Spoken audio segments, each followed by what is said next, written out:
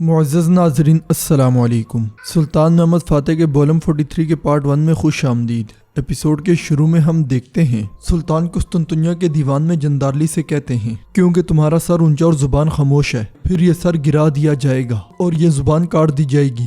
یہ کہتے ساتھ ہی سلطان اشارہ کرتے ہیں تو محافظ تلوار آگے کر دیتا ہے۔ سلطان مزید کہتے ہیں یہ حساب کا وقت ہے جندارلی۔ سلطان کی بات سن کر جندارلی پگڑی اتارتے ہوئے کہتا ہے اگر میرا سر اونچا ہے تو وہ آپ کے مجھے بخشے گئے وزیر اعظم کے عہدے کی وجہ سے ہے، اگر میری زبان خاموش ہے تو یہ اس لیے ہے کہ غداری کے الزام کے خلاف کہنے کے لیے میرے پاس الفاظ نہیں ہیں۔ سلطان کہتے ہیں اسے طول نہ دو خلیل، جب اورحان کا ہاتھ تمہاری جانب بڑھا تو تم نے اسے چوما یا نہیں چوما؟ یہ سنتے ساتھ ہی جندارلی اس لمحے کو یاد کرتا ہے جب اورحان نے اپنا ہاتھ اس کی جانب بڑھاتے ہوئے کہا تھا میں زیادہ تم سے کچھ نہیں چاہتا، میرا ہاتھ چومو، بیعت کرو اور زندہ رہو۔ مگر جندارلی نے اس کا ہاتھ پکڑ کر جھڑک دیا تھا اور کہا تھا اورحان کیا تم نے مجھے ایسا آدمی سمجھا ہے جو عین گرتے وقت بھی بڑھنے والے ہاتھ کو چوم لے گا؟ اگر تم میرا سر کاٹ کر نیزے پر رکھ دو تب بھی میں تمہارا ہاتھ نہیں چوموں گا۔ یہ کہتے ساتھ ہی جندارلی وہاں سے چلا گیا تھا۔ اس خیال کے بعد جندارلی کہتا ہے میں نے کبھی بھی آپ کا نام بدنام کرنے جیسا کوئی کام نہیں کیا، نہ ہی کبھی کروں گا۔ میں نے آج تک جو بھی کیا وہ ریاست عالیہ کے فائدے کے لیے کیا ہے۔ جندارلی کی بات سن کر سلطان نطرس سے پوچھتے ہیں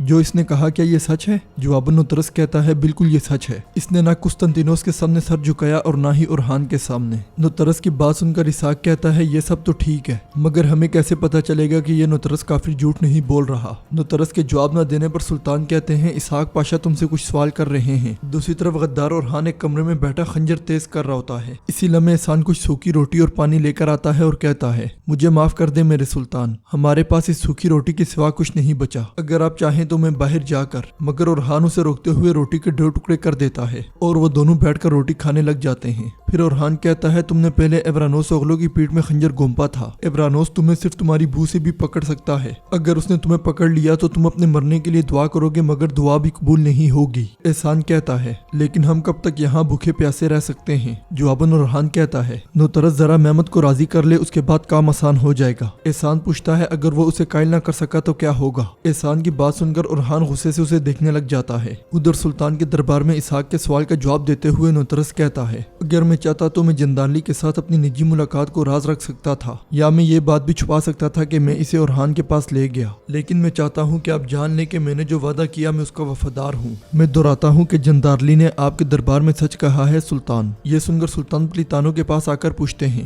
اگر میری جگہ پہ قسطنطینوس ہوتا تو وہ کیا کرتا؟ جواباً پلیتانو کہتا ہے اس کا سب سے بڑا دشمن اس کا شک تھا جناب، اگر اسے نطرس، خلیل پاشا یا ان دونوں میں سے کسی ایک پر بھی شک ہوتا تو وہ ان دونوں کو صفحہ ہستی سے مٹا دیتا۔ سلطان کہتے ہیں تمہارے اور ہمارے درمیان سب سے بڑا فرق یہی ہے، فرق یہ ہے کہ تم مارنا جانتے ہو، ہم موقع دینا جانتے ہیں۔ پھر جندارلی سے کہتے ہیں خلیل میرے ساتھ پھر کبھی جھوٹ مت بولنا، وہ چاہے میرے فائدے کے لیے ہی کیوں نہ ہو۔ جندارلی کہتا ہے جو آپ کا حکم میرے سلطان۔ سلطان کہتے ہیں دیوان ختم ہو چکا ہے، اسحاق پاشا کے سوا سب لوگ چلے جائیں۔ دوسری طرف گنادیوس سلطان کے حکم پر عیسائیوں کے حالات لکھ رہا ہوتا ہے۔ وہاں موجود ایک پادری اس سے کہتا ہے گنادیوس تمہارے پیچھے عیسیٰ کا عکس ہے مگر تم مسلمانوں کے سلطان کے لیے دستاویز تیار کر رہے ہو۔ گنادیوس تم جس طرح کی غلطی میں پڑے ہو کیا تم نہیں دیکھ رہے؟ جواباً گنادیوس کہتا ہے تم مجھ سے کیا کرنے کی توقع کر رہے ہو؟ ہمارے پاس سلطان محمد کے سامنے سر تسلیم خم کرنے کے سوا کوئی چارہ نہیں ہے۔ دوسرا پادری کہتا ہے کیا تم مجھے نہیں دیکھ رہے گنادیوس؟ ہمارے ہاتھوں سے قسطنطنیہ نکل چکا ہے، ہم مسلمانوں کے تابع رہیں گے اور یہ صورتحال کبھی تبدیل نہیں ہوگی۔ ہمارا گرجا گھر اب محمد کو حساب دے رہا ہے، آیا صوفیہ کے ساتھ جو کچھ ہو رہا ہے اس کی تو میں بات ہی نہیں کر رہا۔ پھر پہلے والا پادری اس کی ہاں میں ہاں ملاتے ہوئے کہتا ہے حقیقت ہمارے سامنے ہے، ہمیں اب یہ شہر چھوڑنا ہے۔ جواباً گنادیوس کہتا ہے ہرگز نہیں، یہ شہر ہزاروں سال سے ارتھوڈکس کا ہے، یہاں تک کہ لاطینیوں کے قبضے نے بھی اسے تبدیل نہیں کیا، یقیناً مسلمانوں کے قبضے سے بھی یہ تبدیل نہیں ہوگا۔ ضرورت پڑنے پر میں سلطان محمد سے بذات خود بات کروں گا اور میں اسے اپنے تمام اندیشوں سے آگاہ کروں گا، اتنا کافی ہے کہ ہم یہاں رہیں۔ اس پر پادری کہتا ہے ہم جہاں سے ہیں ہمارا گھر وہیں پر ہے گنادیوس، لیکن یہ جگہ تو ہرگز نہیں، میں اور مجھ سے وابستہ عیسائی اس شہر کو چھوڑ دیں گے۔ یہ کہتے ساتھ ہی وہ باقی پادریوں کے ساتھ وہاں سے چلا جاتا ہے اور گنادیوس کہتا ہے شرمناک، بہت ہی شرمناک۔ پھر سپاہی سے کہتا ہے جب ارد گرد اتنی افراتفری ہے تو ماریا کہاں ہے؟ फौरन उसे ढूंढकर मेरे पास ले आओ। हुक्म मिलते ही सिपाही वहाँ से चला जाता है। उधर एक सिपाही मुफ्ती साहब से कहता है, हमने शहर में रहने वाले मुसलमानों के लिए जरूरी ऐलानात किए हैं जनाब। मुफ्ती साहब कहते हैं, खूब बेटे खूब। अच्छा, तो उन लोगों की क्या सूरत हाल है जो इस्लाम की दौलत से फैजियाब होना चाहते हैं? मगर सिपाही के कोई जवाब देने से पहले ही तुर्क लिबास में मलबूस फातिमा वहाँ आती है। फातिमा को देखकर मुफ्ती साहब बहुत खुश होते हैं और खड़े होकर उससे मिलते हैं। फिर उससे प्यार करते हुए कहते हैं, मेरी प्यारी बेटी, तो तुम आ गई। हाँ, हमारे रब का शुक्र है कि तुम खैरियत से हो। मेरी बहादुर बेटी, जहाँ बहुत से जवान मर्द और बहादुर नाकाम हो गए, जहाँ बहुत सी खवातीन खौफजदा हो गई, वहाँ पर तुम कामयाब हो गई हो। मेरी प्यारी फातिमा, जो कुछ तुमने दीन इस्लाम के लिए किया है, ये मुझे तुमसे मोहब्बत करने पर मजबूर करता है। फातिमा कहती है, मेरे प्यारे बाबा, जो कुछ मैंने किया आपने मुझे सिखाया, ये सब आपकी और बहादुरों की दुआओं का नतीजा है। मैंने ये मोहब्बत और कोशिश आपसे सीखी है। फातिमा की बात सुनकर मुफ्ती साहब उसे गले से लगा लेते हैं। दूसरी तरफ सुल्तान इसहाक से कहते हैं, हर वो शख्स जिसने हक की खातिर मैदान में तलवार चलाई, उसकी जमीन को वुसअत दी जाएगी। जो भी गलत होने के बावजूद पीछे खड़ा रहा, वो अपनी जमीन खो देगा। ये काम बजाते खुद तुम देखोगे इसहाक। इसहाक कहता है, जो आपका हुक्म मेरे सुल्तान। अगर आप इजाजत दें तो मैं सरदार आला के फरीजे को अदा करने के लिए बुरसा जाना चाहता हूँ। मगर सुल्तान कहते हैं, रुको इसहाक रुको,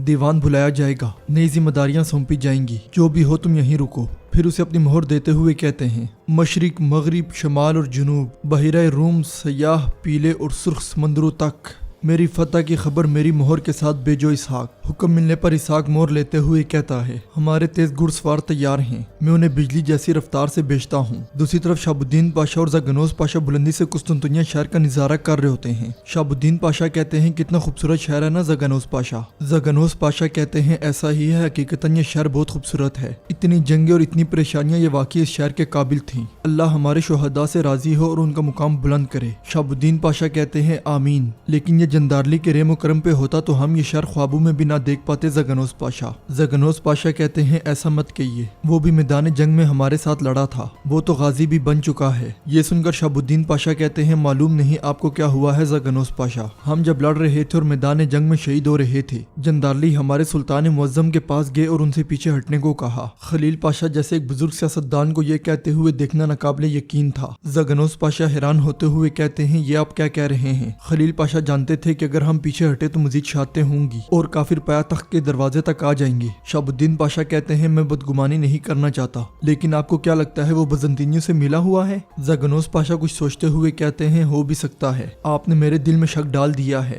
नौतरस ने कैसे जंदारली का दिफा किया आपने भी देखा था, मालूम नहीं कि कौन सी चाल चली है उन्होंने, लेकिन हमें मालूम हो जाएगा। ज़गनोस पाशा की बातें सुनकर शाहबुद्दीन पाशा कहते हैं, क्या हमें हुजूर के पास जाकर ये सब कहना चाहिए? मगर ज़गनोस पाशा ने रोकते हुए कहते हैं, हम ये नहीं कर सकते, हमने अभी भी जंग खत्म की है। हम अगर सुल्तान के हुजूर इस बात को लेकर गए तो वो समझेंगे कि हम अपने नफ्स के पीछे लग गए हैं। फिलहाल कुछ देर इंतजार करते हैं, तब तक हम मुशाहिदा करेंगे। दूसरी तरफ गिनादियोस की तरफ से मिलने वाली दस्तावेजात पढ़ने के बाद सुल्तान कहते हैं, खड़े हो जाओ गिनादियोस। हुक्म मिलने पर सिपाही गिनादियोस को खड़ा कर देते हैं। सुल्तान मजीद कहते हैं, तुम उस मजहब की नुमाइंदगी कर रहे हो जिस पर मासूम लोग ईमान रखते हैं। गिनादियोस, तुम खड़े होकर जो चाहे कह सकते हो। गिनादियोस कहता है, सबसे पहले मुझे आपकी उस कोशिश का इल्म है जो आपने फतह के दौरान आम लोगों को नुकसान न पहुंचाने के लिए की, इसीलिए मैं आपके हुजूर अपना शुक्रिया पेश करना चाहता हूँ। सुल्तान कहते हैं, मैं ऑर्थोडॉक्स और गैर मुस्लिमों को अपने शहर के लोग मानता हूँ, लेकिन कुछ शराइत होंगी। गिनादियोस कहता है, ऑर्थोडॉक्स उस हद में रहने के लिए तैयार हैं जो आपने मुकर्रर की हैं। ये सुनकर सुल्तान कहते हैं, तो फिर अपनी जान और रोजगार के बारे में फिक्र ना करो। जब तक तुम बगैर सवाल के मेरे इंसाफ को कबूल करते रहोगे, तुम दुनिया के सबसे खुशहाल और महफूज गैर मुस्लिम रहोगे।